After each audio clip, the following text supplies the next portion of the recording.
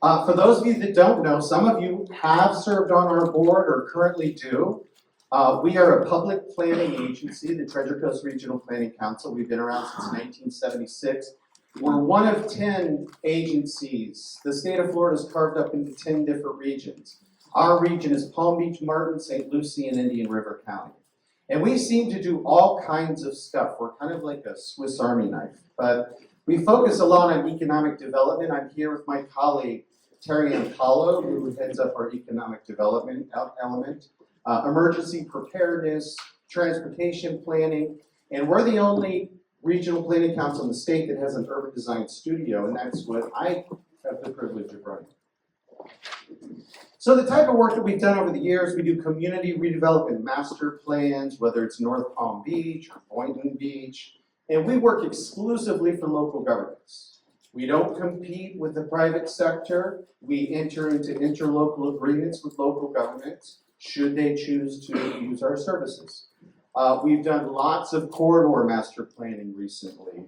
This is in Lakeland, West Palm Beach, throughout Palm Beach County. We're starting to find out that some of our roads were over-engineered. We don't need as much asphalt out there.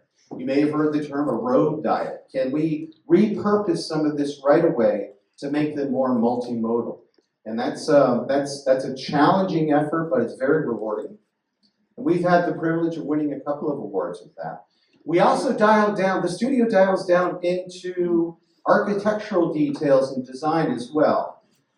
We write many design guidelines, and in fact, this is the Historic Preservation Design Guidelines for Lake Worth Beach, which was a very rewarding project.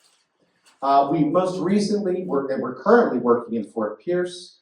We did the Western Peninsula Charrette and Master Plan. We did the first Master Plan way back in 1995.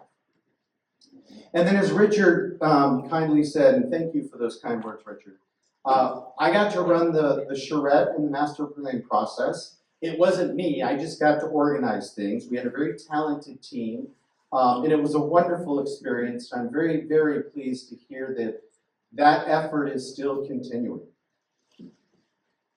So as I said, what I'm going to try to explore with you today is that there's a fundamental relationship between density, affordability, and quality of life.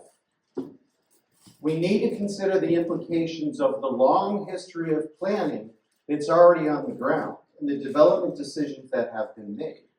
Like Mr. Mike, I too am from Miami, grew up in the suburbs of Kendall, rode mass transit there for years, as miserable as that was. And I had the great fortune for working with Dwani Platter-Zeipert for years in Miami, as well as Dover Coal & Partners and other firms. And you know, I was planning on being the next Howard Rourke as an architect, but really got the bug of, hey, how come where I grew up in West Kendall is miserable compared to Coral Gables? And it's not just the architecture, there's something else going on here. So I like this slide because nobody likes surprises, or at least like this. This is in downtown West Palm Beach where I live. This is affectionately called the Radiator Building, looming over this beautiful historic structure. And one of the challenges to providing affordable housing or density is the delivery system. What does it look like? How does it feel? How does it function? Where does it go? And predictability and compatibility with the context is critically important. You know, lately, and I've mentioned affordability a couple of times, we've been asked to host different symposiums on affordability, bringing experts. What are ways to overcome some of the NIMBYism, even despite the recent legislation for Live Local?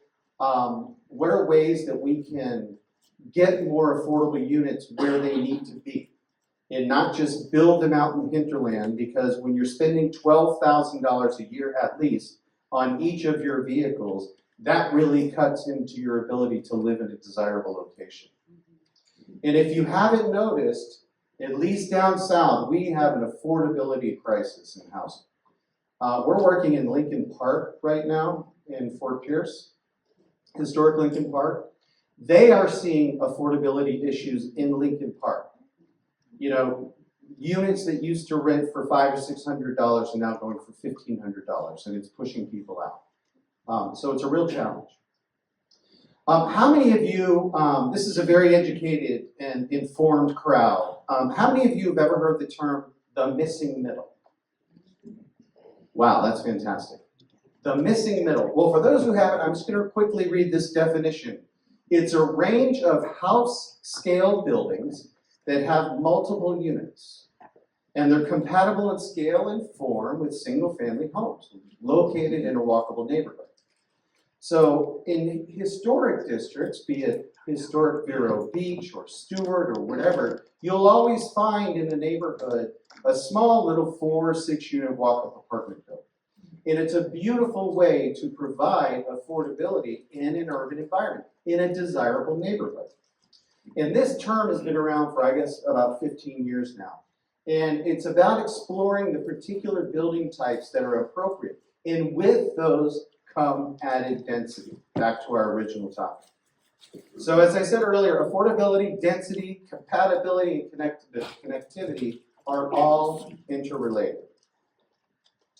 So the American Association of Retired Persons has caught on to this, and they've done some beautiful work with a firm out of California called Opticos, where they've developed brochures like this, discovering and developing the missing middle.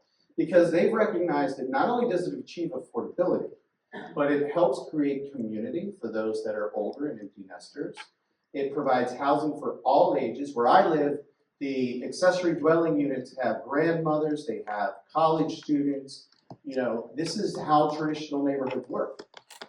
These type of units also combat loneliness. I mean, if you're living in the outskirts of town and you don't have access or mobility issues, you know, loneliness is a real issue, and that can cause health issues as well. So AARP has done beautiful work in trying to advance this missing middle concept. I mentioned the distribution of building types, and I'm not going to go into this too much right now. I'd rather spend a little bit more time talking about some of the different building types, using South Florida examples. So this is a townhouse. Growing up, these never existed in Florida. They were in Baltimore. You know what I mean? The townhouse was like a little one-story duplex thing. But actually, these have advanced and become more and more popular over the years. Now, this is a very unflattering photograph of this townhouse, by the way, this blank wall. But the point of the photograph is to tell a bit of a story. This is actually my neighborhood in West Palm Beach. And the building looming beyond is the Palm Beach County Convention Center.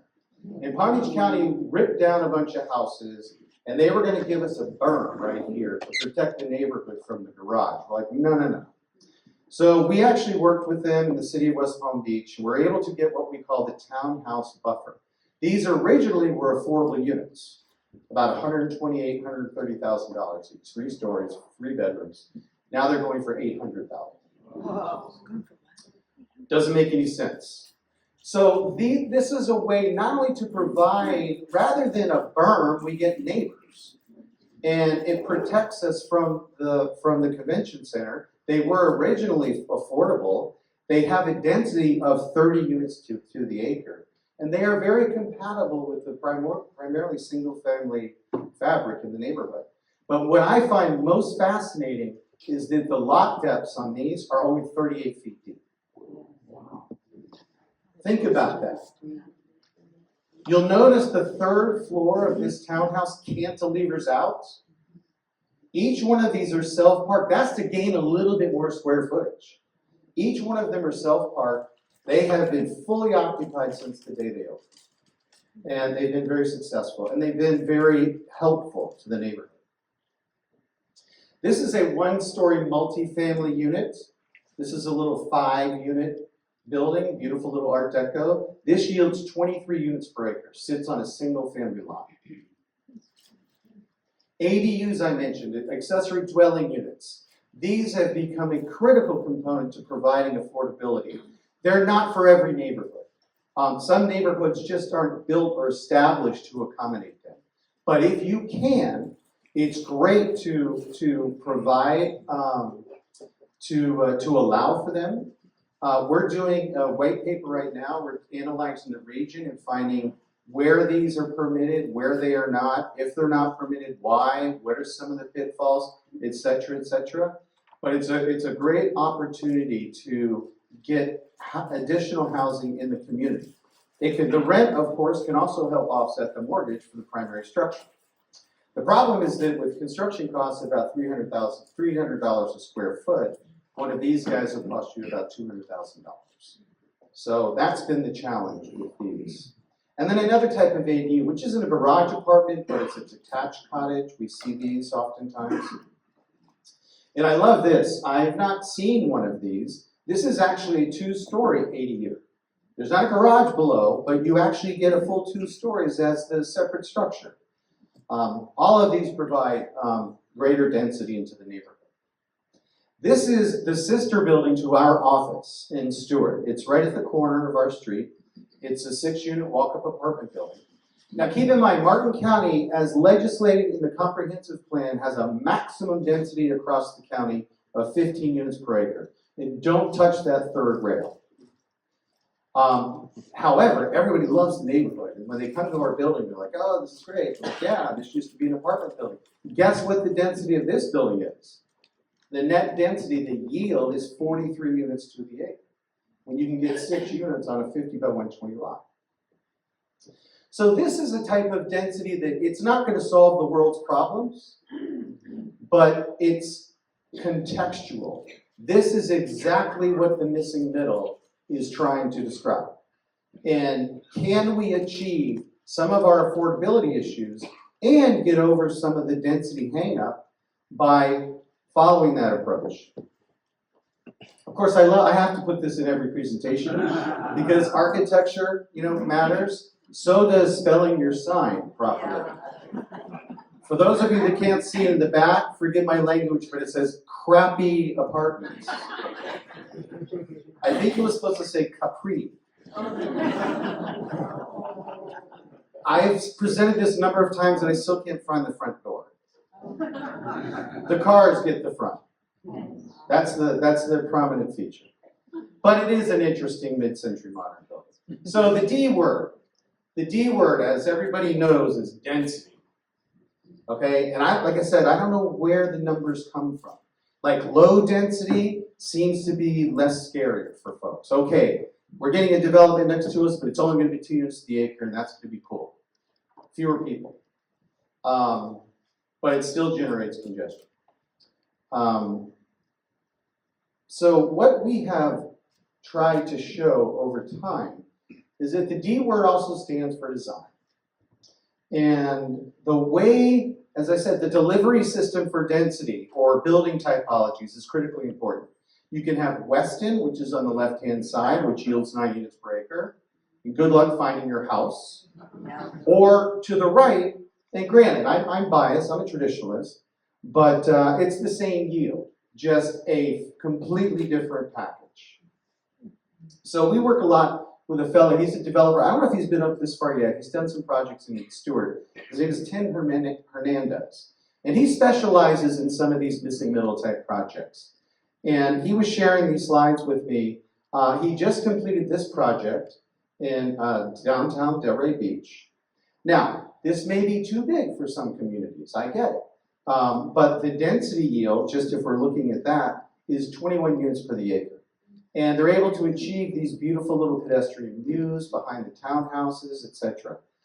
So by thinking about all of the elements of design and not just stamping things down, you can achieve actually a greater form of livability as well. Tim also did this. This is in downtown Stewart. When he was proposing this project, I love this. It's beautiful. It's in an urban environment. It's right next to the train tracks. Everybody said, Tim, you're crazy. Nobody's going to want to live next door to the train. And they had this thing fully leased before it was even completed. This yields 30 units to the acre. Again, this is a more urban type of thing. This isn't really the missing middle so much. I don't know that this would fit in a neighborhood block. In fact, I'm pretty certain it wouldn't.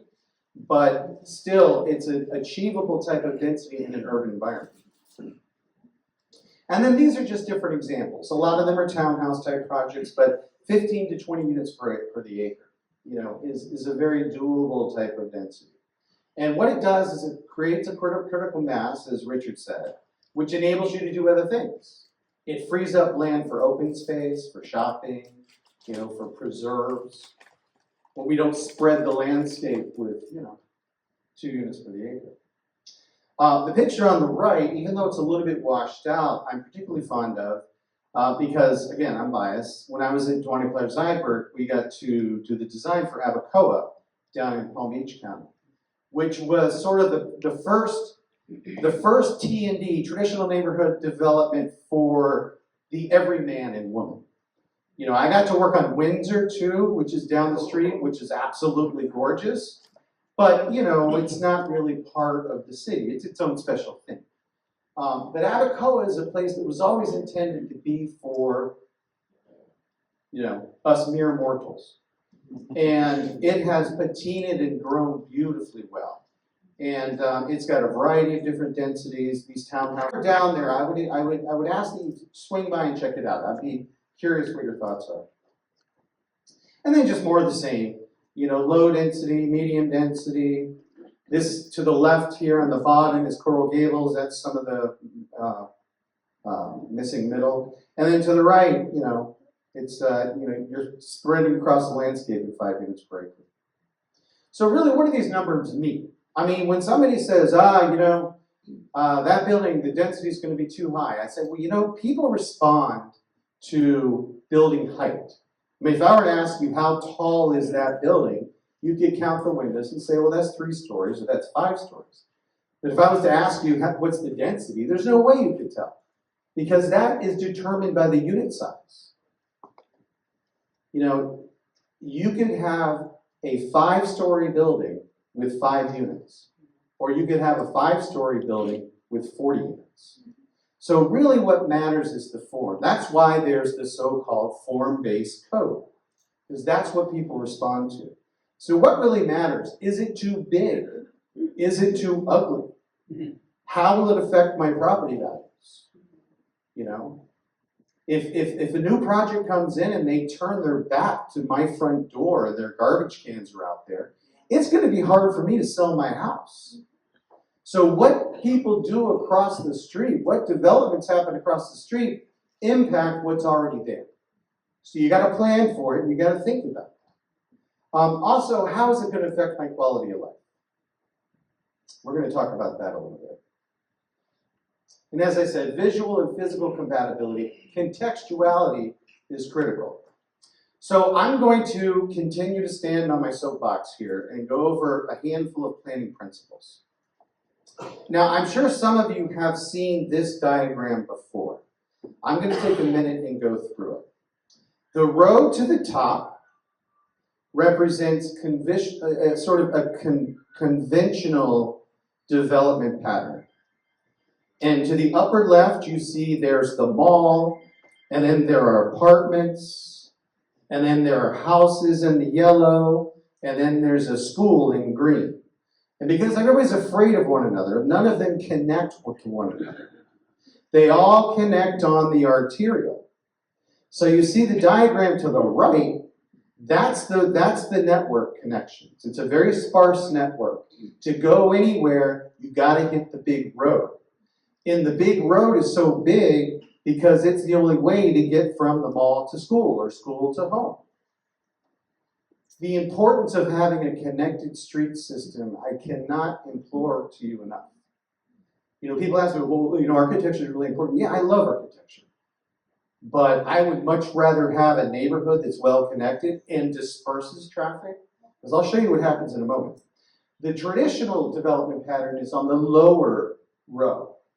And you see the distribution of uses there. The red are the apartments, or the shops. The mall is kind of in the middle as a town center. The yellow is the neighborhoods. The apartments are even connected. They're not walled off and set aside somewhere. We have a bad habit. You see this really badly, particularly in Broward and Palm Beach County, where depending upon the development, we're actually segregating people by income.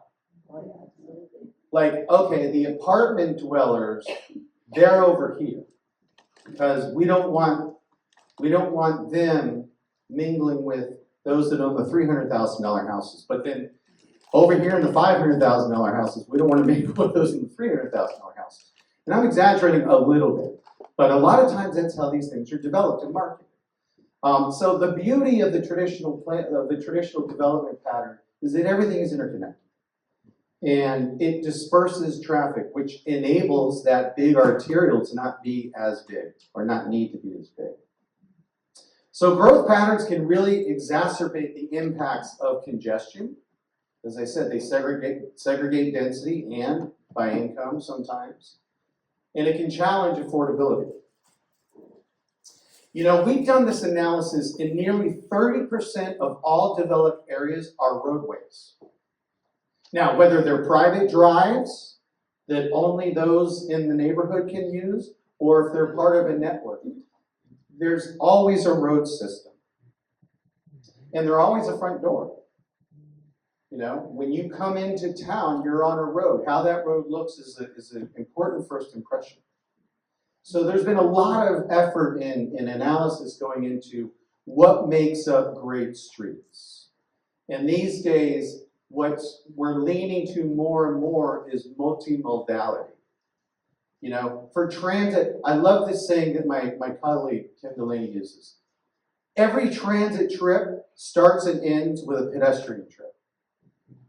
Now, if you're taking the bus, as I did for years in Miami, it was not a pleasant experience, you've got to walk through misery just to get to the bus stop. Because the public realm isn't designed for pedestrians. We're trying to fix that these days, and we're getting better. So let me just show, this is kind of a fun little exercise. So I'm at my origin, and I want to go to my destination. If I've got 2 roads, I've got 1 route. If I've got 4 roads, I've got 2 routes. If I've got 6 roads, I have 6, or I think 7 routes. But as I start to build a network of streets, now I've got nearly 13,000 ways to get from my origin to destination. Now this is an interesting academic exercise. It's also Beaufort, South Carolina.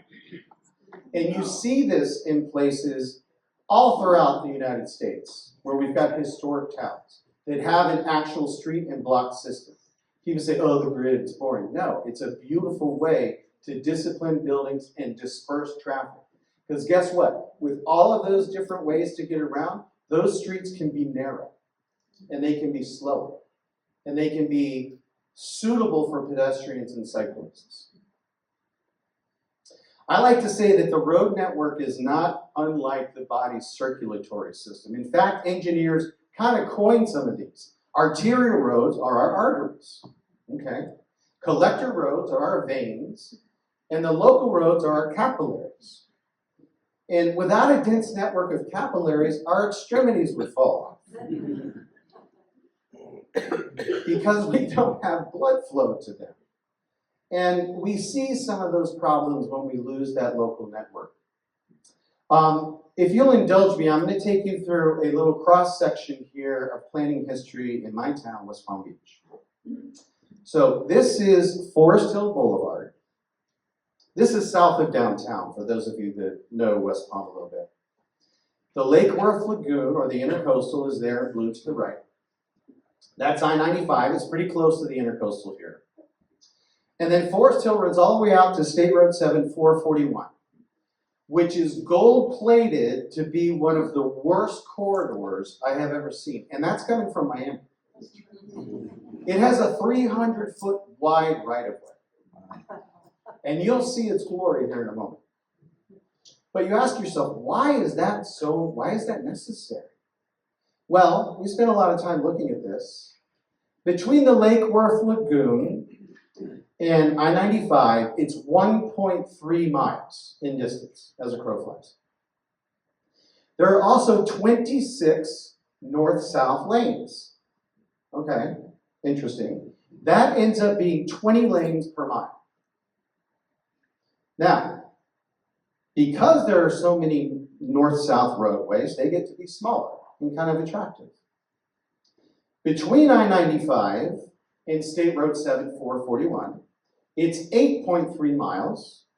There are 36 north-south lanes, and there are only 4 lanes per mile.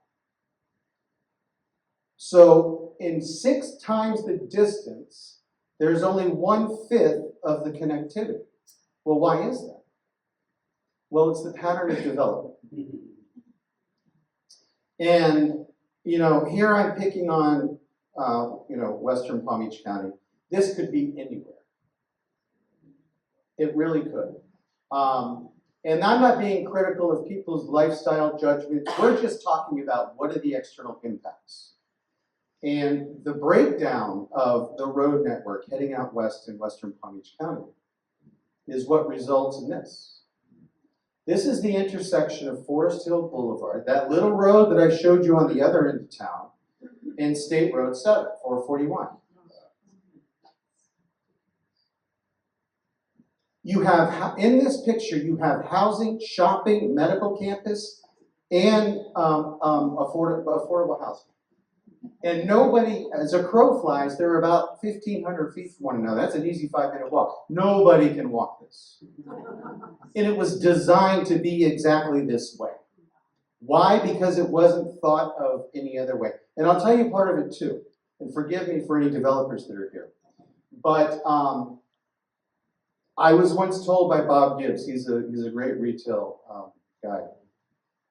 Builders build what builders build. And so, governments will come to us and say, hey, we don't want to be Western Palm Beach County, and we don't want to be Western Broward. And we're like, great, then don't hire the same planners that did that down there to come up here and fix your problems. The less connected you are, the bigger the streets must be. That's a given. The more connected you are, the smaller the streets can be. And I think that's a very important message because, as I said before, density is important, but you can't look at it in isolation. Building types are important, but you can't look at them in isolation. It's the composition of these things that are going to make sustainable and desirable places. It's funny. I had such a good time when we worked on the Cultural Arts Village. And I remember telling the story. I'm fortunate, I live in a little historic district in West Palm.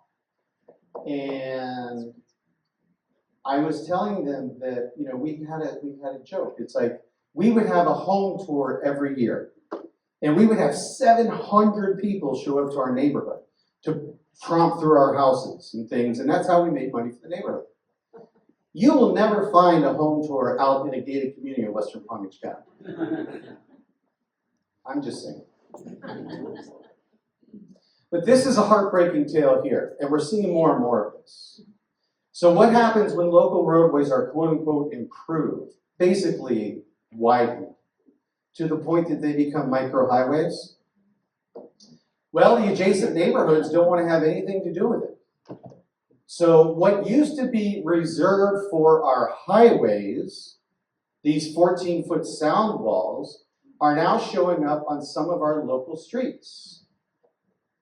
And because there's a limited block structure and limited access, this is the experience these kids have getting dropped off by the school bus.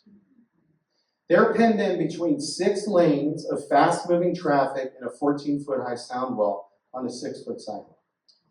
And what do they have to protect them? This guy here, which you'll never see at 50 miles an hour.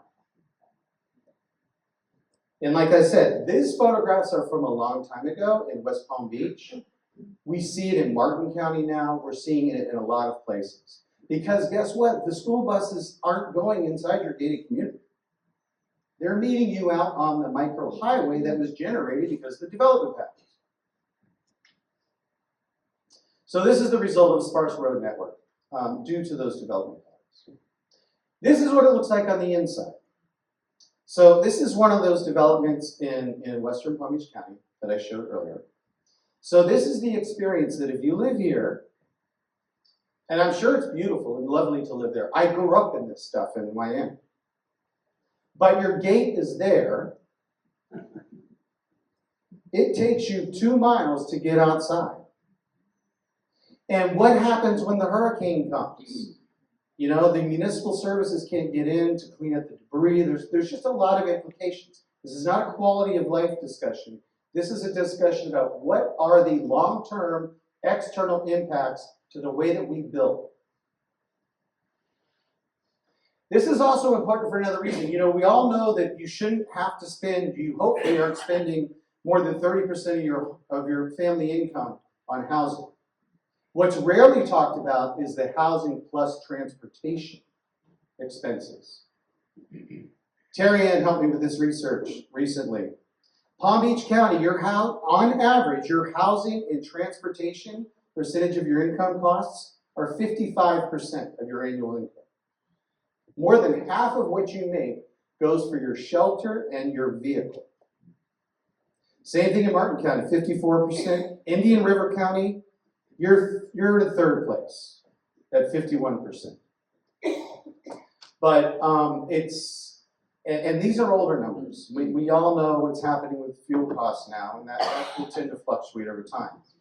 But this truly affects affordability and where one can live.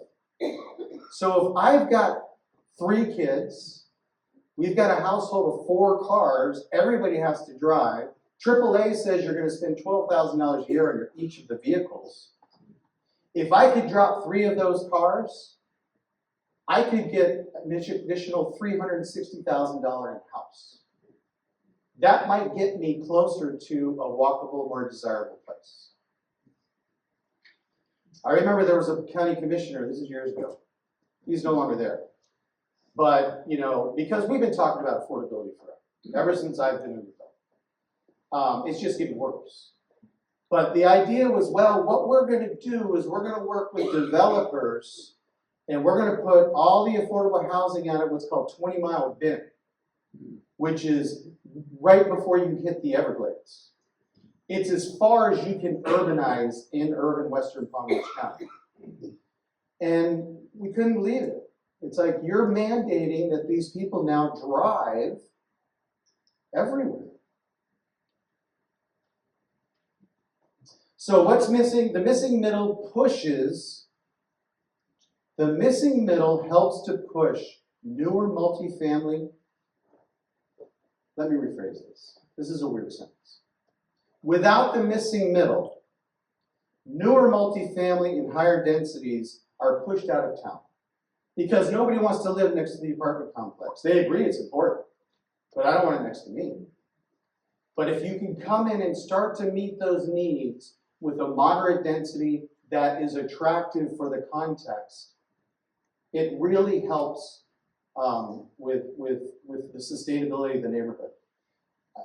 Not to brag, but I live just outside of downtown West Palm Beach, and I'm always amazed at how many service workers live in the neighborhood. And you don't realize it because they're tucked in this little guy or that little guy over there, and they ride their bikes into downtown to work or work at the hotel or even work construction. And it's a beautiful way for them to be part of a more affluent community and not be pushed to the outskirts. This sounds very socialist, I know, but it's just good planning. And the continuing breakdown of connectivity creates environments that are not conducive to multimodal options, as we discussed. The wider the road gets, nobody wants to walk there. You only walk in there if you have to. It's not because you enjoy it. And the need for multiple family vehicles can really financially impact people's housing choices, their housing options.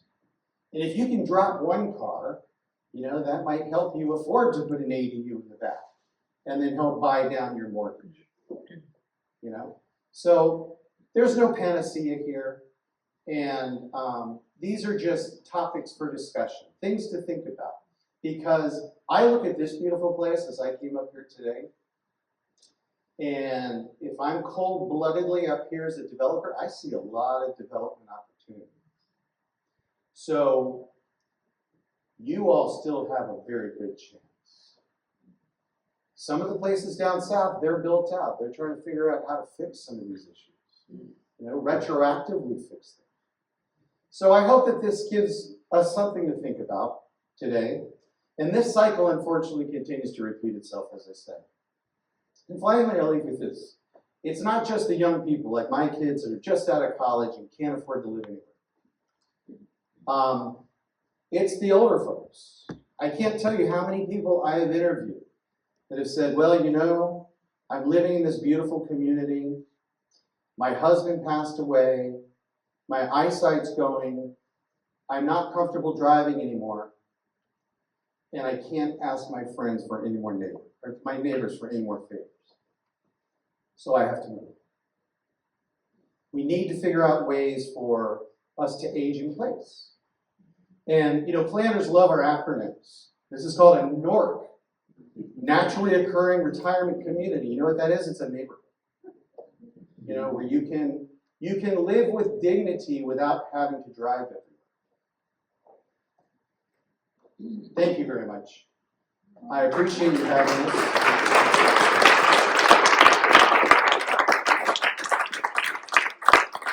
And I do recommend that you check out the AARP documents. They're really beautifully done, and I think it's a very good sign that an organization like that is looking at planning topics. So, can we turn the lights on? And then, if there's time, I'm happy to take questions if there are some. In the way back? Okay.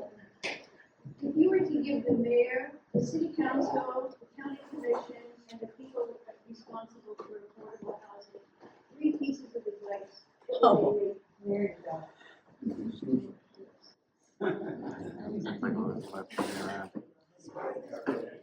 Start with a softball, are we? 3 pieces of advice for elected officials about affordable housing.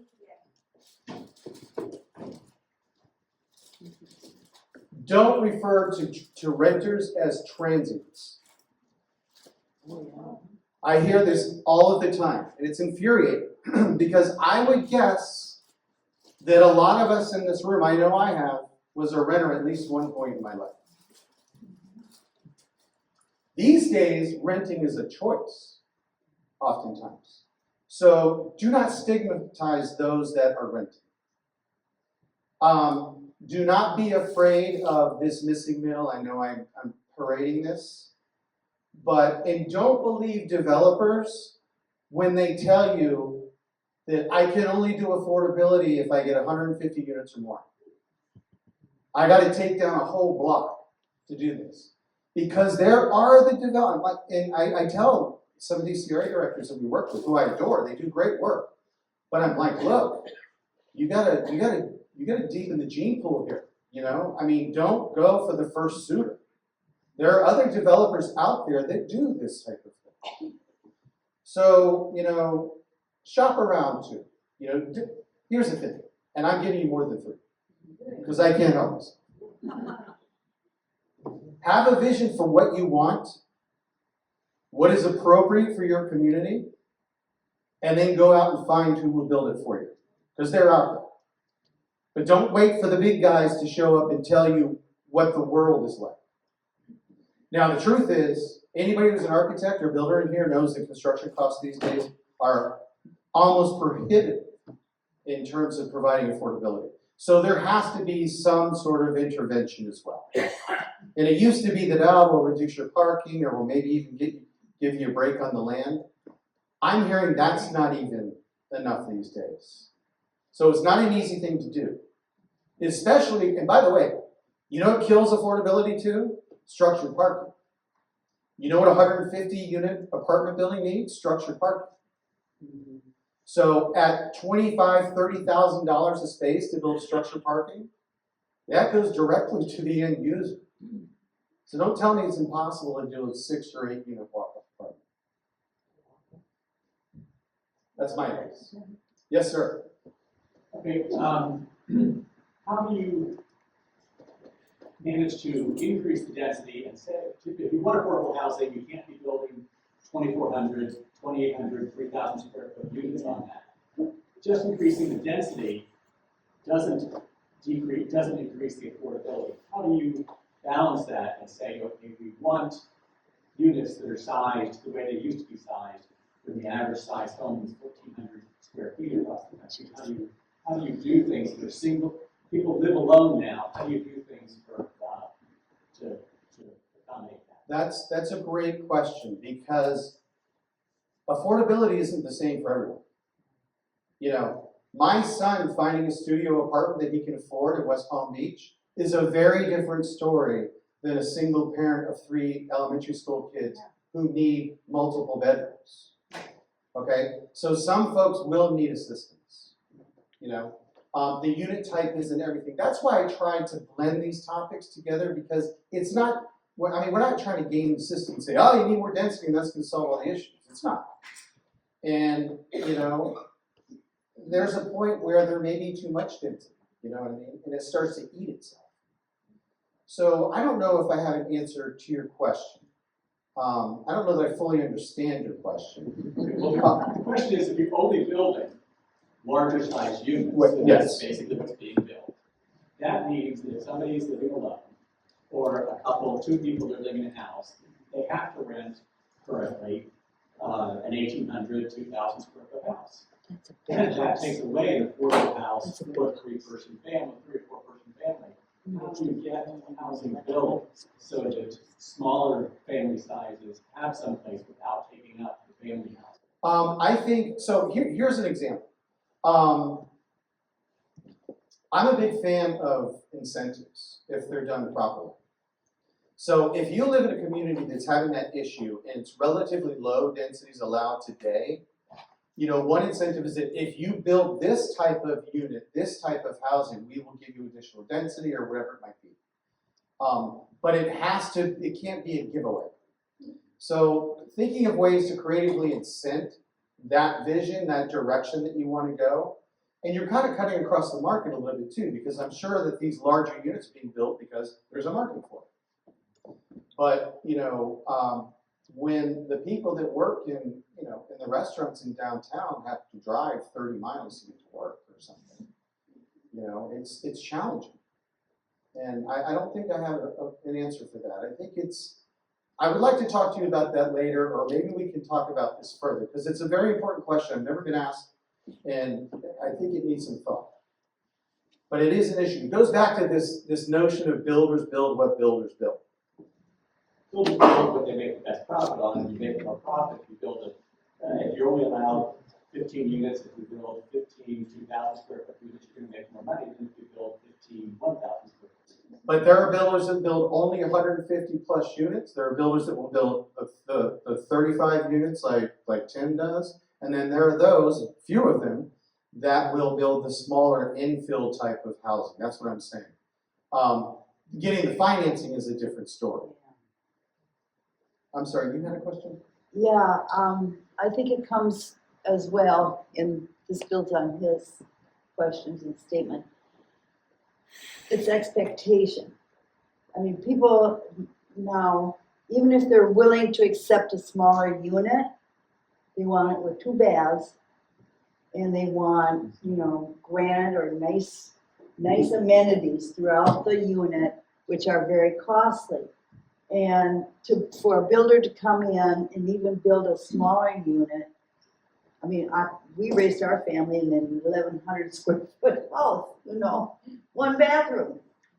But that was a long time ago. But anyway, it's our expectations as well. And how do you market a smaller or less amenities unit to a high expectation consumer? I think it depends upon the context too. Like where we worked on the Cultural Arts Village, and remind me, Heather, I mean, I remember this, seem to recall there was a lot of infill opportunities there. There are. And, you know, that's a way to encourage smaller infill unit types. You know, yeah, the expectations are high, unrealistic sometimes, but if I have to choose, and I'm speculating, but if I had to choose between living closer to town and having kind of drab finishes, or living out in the hinterlands and having a marble, you know, countertop, you know, personally, I would make the other choice, you know, to live closer to proximity. Yeah, the size of the unit thing is challenging. You know, what some cities are doing, and it hasn't really caught on as much as you would think. Lake Worth, it's caught on quite a bit. But the idea of micro units, where people can live in 800 square foot, 600 square foot units. And just permitting them zoning wise is the first step, I think. Identifying where they're appropriate, because they're not necessarily appropriate everywhere.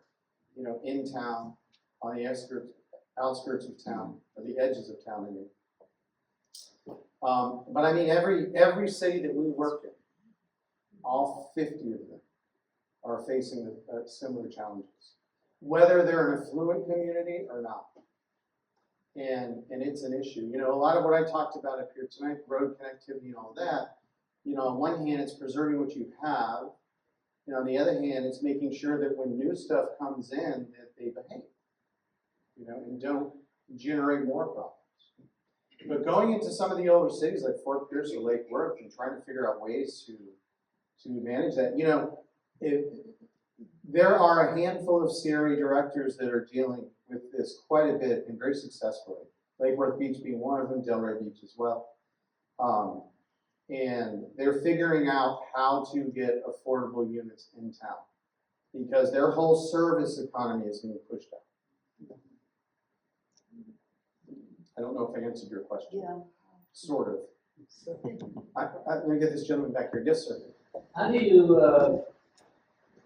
address the lack of trees in these areas? We have global warming occurring now because of more concrete and we're not having trees to fuel our planet. How do you suggest we compensate for that? I love that question. You know, I have this little saying that, you know, when the battle between the cracked sidewalk and the tree starts, the tree always loses. And it's amazing to me what some communities will do. We've got a community in Western Palm Beach County, and the planning director lost his job over this because he refused to sign off on the permit. But they had a few cracked sidewalks. They had mature oaks throughout the entire place. They cut them all down. 150 of them. It's like, rebuild the sidewalk. How is it that difficult? One of the things I love to do when we do charrettes is using aerials and drawing in AutoCAD. We'll actually create a tree canopy map for it. And we're going to be doing this in Lincoln Park as well. So you can identify the holes, where are the missing trees, and start to target priority areas. And then figure out, like in my neighborhood, when our neighborhood association was making money through those home tours that I was talking about, mahoganies, which are messy, but they are our native tree for the neighborhood. We saved money and bought, I think, like 150 mahoganies and planted them throughout the neighborhood. We created this canopy plan. So we knew exactly where they were going to go and how many we needed, and they're all mature now. And it's a great thing. So that's kind of a grassroots effort, but I think having this conversation is critically important. You know, my good friend Victor Dover, do you all know Dover Cole, the firm in Miami? Brilliant, brilliant. I got to work with them for years as well. They did this town, I forget the name of it, but it's up in South Carolina, and he was up there like sort of lurking, as the author of the town, walking around, listening to what people have to say, And there was an older woman who was walking on the sidewalk, and he approached her and said, "Hey, do you live here?" She's like, "Yeah." And they started a conversation. He's like, "Yeah, well, I designed and developed this place." And she's like, "Well, thank you for putting in the trees." Mm-hmm. He said, "Okay, they're pretty, right?" She says, "Well, they're more than that. If these trees weren't here, it would be too uncomfortable for me to walk. And if it were too uncomfortable for me to walk, I wouldn't be going outside. And I'd be more lonely than I already am." Thank you for the question. Yes, sir. So in Indian River County, we have limited densities of 10 to 12 units per acre. How do we shape public opinion to allow for higher densities that would allow us to introduce affordability into our existing neighborhoods? Education. Education, and I use this word over and over again to the point that it's predictable. The word is predictability. you need to clearly define the areas that are appropriate for that. So that people know, okay, maybe we can accommodate a little bit more density, but it's not gonna like blow out the entire community. You need a master plan that's gonna define those things. I'm a fan of this because we had now this is an urban example in West Palm Beach, but when I was the urban designer in West Palm Beach, we had a problem where we had all these historic churches in downtown. We had a form-based code that was working beautifully, which had a 5-story height limit in downtown. That's long ago, if you've been downtown. But we had a lot of historic churches that were loath to landmark themselves because even though as a church they were broke, they knew that they'd be leaving money on the table because even though they're never going to redevelop, they have a 5-story building height and they haven't filled that envelope yet. So we said, hey, let's create a transfer development rights program, which is what we did. So basically, I can buy your unused development rights and move them to a more appropriate location. So that, in exchange, the churches landmarked themselves, they were saved, they got some operating cash, and that density was taken off that site and put in a more appropriate location. That worked very well, but in an urban environment. I still love the concept, and I've talked about it in Martin County, but they think I'm crazy, of lifting density off of where you may not want it and put it where it might be appropriate. So I'm telling you this because as a strategy to get your community thinking, okay, this isn't like, some land grab or something. We're not increasing the overall density of the community, we're just moving it around. Now, we tried that in a project called TVC in St. Lucie County. That got overly complicated and ultimately it was removed from the books. So I'm not exactly sure how well a TDR program would work with relatively low densities. I'm not sure if there's enough, what's the term, juice for the squeeze or however that goes. But it's worth having the conversation. But I think being able to explain to your community what the issues are, explain to them what your goals are, be transparent so that they know that you're not being driven by the Lennars of the world, forgive me, and that this is a community vision with a real important purpose. And I'm a big fan of the charrette process. I think most of you were involved in probably some charrette processes because it's a very transparent process. And help the community visualize, we've got this problem, how can we fix it? I'm not here to tell you we have all the answers, but thinking creatively and think of zoning as currency too. You know what I mean? Cities give away zoning and building height all the time. Like, what are you doing? That's your leverage. When we go into places and they've got very low densities, I'm like, great. We've got room to move here. If you're open to the idea of increasing densities to get the things that you want to pay for the parks or the open spaces or whatever else, we've got room to move. So I would think creatively about it and maybe transfer development rights, but definitely visualize where that new density is going. We brought in Duwani, that we're talking about, to do some charrettes here. Vero Beach City, Vero Beach original downtown area. Yeah. In an effort to increase density, we put it on a referendum, which Mayor Coutinho can comment on this, which didn't receive the support that we felt it could have, or it should have, because we don't have affordability in this community. Not everybody can afford to live in a $1 million house on Sure. the Rhode Island, and we have our children. You mentioned your children, and I have my children who are well educated and can barely afford a home in New River County. Mm-hmm. And so that issue of affordability goes not only toward density, but goes toward the public opinion, which doesn't allow us to do the type of things that we need to do. And that infiltrates, I think, the planning departments, within the municipalities and the counties to hold back on the density. Sure. I wouldn't lead the discussion though with raising density. The objective isn't to raise density. The objective is to figure out strategies to get what's missing, what you need. If affordability isn't it, look, we're working in a town right now that will remain nameless in Palm Beach County. And they're starting to, they've got all these lovely local shops and all of this kind of thing, and they think that it's manna from heaven, that they're never gonna go anywhere. I'm like, listen, I'm talking to the shop owners. They're losing their employees because they got nowhere to live. And when I say, what about affordable housing in town? They're like, oh God. You see what that did to Asbury Park? Somebody told me that. I didn't even understand what that meant. But apparently they're, and this town, I'm sorry to digress, but this town is the only time in my career where a presentation that I gave went so poorly and they hated so much what I had to say that there were children protesting with signs on US 1 the following Saturday on the news. Michael, this is a good low point. Thank you. But you're right. But make it clear though, increasing density isn't the objective.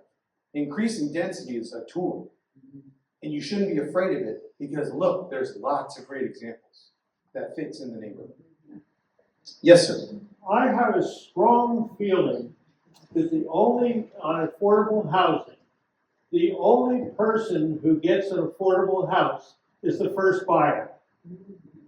Then he makes a substantial profit and sells it for market value of the houses that are around him. I think it's an economic situation as much as it is a construction problem. I agree with you 100%, and that's the beauty of home ownership. It's a way to build wealth. But only one person gets it. If the market is strong, you're exactly right. That's why I'm saying we have to destigmatize renters. I know plenty of folks that are seniors, and I'm almost there, close, that are renting. Same thing's gonna happen though in a rental. The first guy who has a year lease gets it, and then the owner of the rental says, oh, I can sell this now for $500,000 instead of $100,000, and he raises the rent. Yeah, and I'm not talking about rent control, but that's why if there is this collaboration between the private sector and the public sector to achieve affordability, you can put, certain restrictions on those. They need to be affordable for a certain amount of time, et cetera, et cetera. And there are plenty of examples where that's been done. We don't have to make it up. It's just it may not be. It's not all strategies are applicable in all places, nor are they even wanted. But that's a great point. Thank you.